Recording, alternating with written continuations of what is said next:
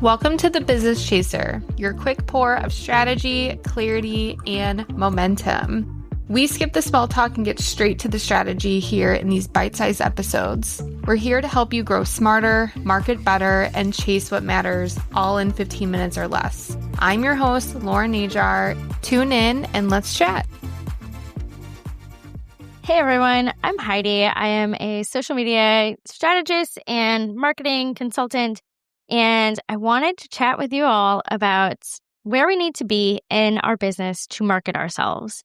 And here's the thing. I talk with clients all the time. If you've listened to my episode with Lauren, you know that one of the things that we as marketing professionals often have to do is coach clients off of a ledge, whether it's clients, whether it's executives who think, go trend chasing, chase this next social media platform or chase this thing.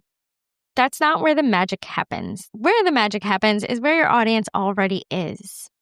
And I say this as it's a conversation that's so ripe in my mind. There are two things that have been going on with clients recently that are just like so active in my brain.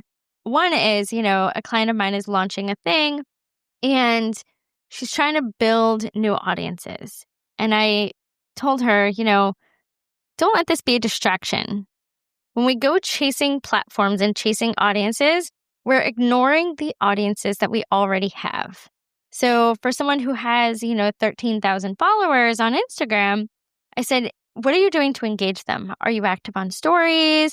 Are you in the DMs of the people who are engaging with your content? Are you engaging with their content? The answer was no, not really.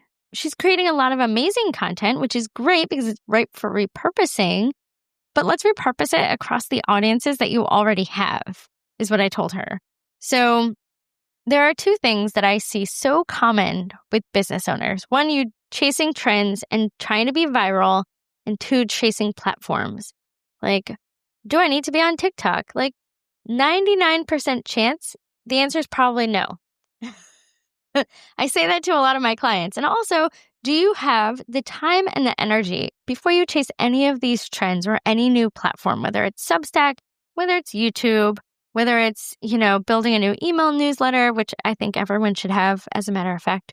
But before you chase any sort of new shiny object, we all have shiny object syndrome, right? One, I encourage you to look at what it actually takes to build an audience there. I have clients who are like, oh, I'm over on Pinterest. Okay, well, what is it doing? What are you trying to get out of it? And what is it actually doing? If you're posting, 6, 7, 8, 9, 10 times a week on Pinterest, is it actually driving traffic to your website is what I would ask. This client was like, hey, I need to start recording on Clubhouse. And I'm like, is that even still a thing? Clubhouse was big in 2022 and it was very vocal. It was very almost like a audio-only platform for those of you not in the know. And I was like, do you have an audience there? And she's like, well, no. And I was like, okay, well, why are we spending time there instead of nurturing the audience that we already have? Why are you chasing a Substack when you already have a email list here? What's the purpose? So if you're getting shiny object syndrome, I would encourage you to think about the audiences that you currently have and look for new ways to nurture those audiences. If you're only posting twice a week to Instagram, can you up it to 4 times? Can you show up on Instagram stories once or twice a day? Is it worth running an Instagram ad to promote a lead magnet or whatever it is? How can you utilize the audiences that you already have to accomplish whatever goal you're trying to accomplish? A second thing that I tell business owners often in my job as a pseudo social media coach, let's not chase going viral. And I say this because I had a client recently go viral, and it was probably one of my first clients that really went viral. I've had a couple of clients get reels that get, 10, 20,000 views. This one got 250,000 views. I was kind of floored, one, that it happened because the video was so impromptu and it was very raw. It was a speaking reel and they were speaking on something in their industry. They're kind of a home service provider type business. And when we dove into the numbers, and it was something like they got, not 250,000 views, 227,000 views, excuse me. They had nearly 10,000, 11,000 engagements, like shares, likes, comments, saves, and they garnered 350 new followers. However, when we dove in and actually looked at those comments, like they were from other people in their profession. And my client said to me, he's like, well, that's because we're all opinionated a-holes. And, it's an industry thing and it's knowing your industry, but it's not their ideal audience. He was like, it was really cool to see it pop off like that. Absolutely. But it wasn't their target audience. So when we think about going viral, and I have clients all the time that are like, I really want to go viral, or I really want 10,000 followers. Like, why? Any good marketing strategist is going to ask why. What is the reason behind that specific goal?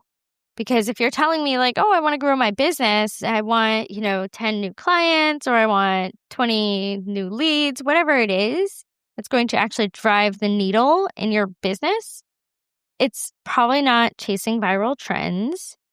And trends are fun. Like, I'm not going to deny, like, Instagram trends are fun to jump on if they're on brand and they feel not icky to you and your online presence. But if you went viral, and I have another friend who was a former client of mine who owns a retail business, and she's like, I don't ever really try to go viral because if she went viral, like, she's like, I don't know that I would have the inventory to back it up.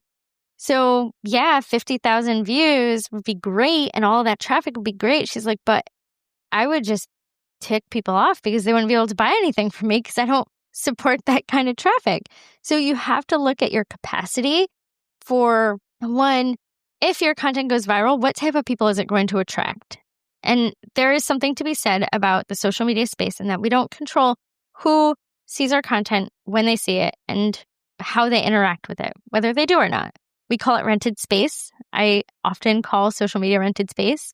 And understanding the impact of these lofty, I'm going to call them vanity goals and vanity metrics, are something that a lot of business owners don't really take into consideration because it's one of those nice things like, oh, I had a reel pop off. I had a reel go viral. Like, yeah, that's cool to say.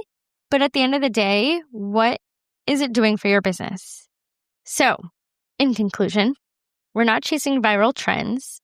I mean, unless they're fun, like some of them are fun. I have clients who love jumping on the trends on Instagram. Their business, their audience really enjoys that. So when we do our once a month content session, like they love doing fun things. And they have the type of business where we can do fun things. But we're not chasing viral trends without considering if it's on brand, if it's on message, and if it's actually going to move the needle in a thoughtful way. 2, we're not trying to go viral just for the sake of going viral. We want to make sure that we are attracting our ideal audience, not just any audience. If you're marketing to everyone, you're marketing to no one. No one's going to care. If you are trying to appeal to the masses, no one is going to care about what you offer. It's not going to be meaningful to anyone except for you. And we are not trying to be everywhere without purpose. Think about your capacity. If you are marketing your business yourself, all of those places that you are trying to be are places that you need to be. Not anyone else, but you. So when I had that conversation with my client, I was like, well, how much time could you get back if you stopped trying to market everywhere? And she's like, I really, really needed that clarity. We need to be mindful about where our audience is and where our energy is and how we're utilizing our energy, because energy is not infinite. I don't know about you all, but there are 24 hours in one day, and I like to spend at least 7 to 8 of those sleeping. So there are 16 hours in a day. We take time to eat, we take time to move our bodies, all that kind of fun stuff. We don't want to be spending 5 or 6 hours marketing our business every single day. Maybe every single week creating content and repurposing and doing all the things, but not trying to be everywhere where we don't have audiences. So I hope that helps a little bit in getting a little bit of clarity and the little gentle reminder that if you are marketing to everyone, you are marketing to no one. Stop chasing all the trends because they're probably not going to move the needle, and stop trying to be everywhere to protect your time, your energy, and market your business with purpose to the audience that you already have. That's your quick hit of clarity and momentum for the week. If it sparks something, share it with a friend or tag us in your stories at Business Over Cocktails and or at Lauren Najar. We love seeing what resonates. Don't forget, Mondays are for full-length episodes with rich conversations, and Fridays are the Business Chaser episodes.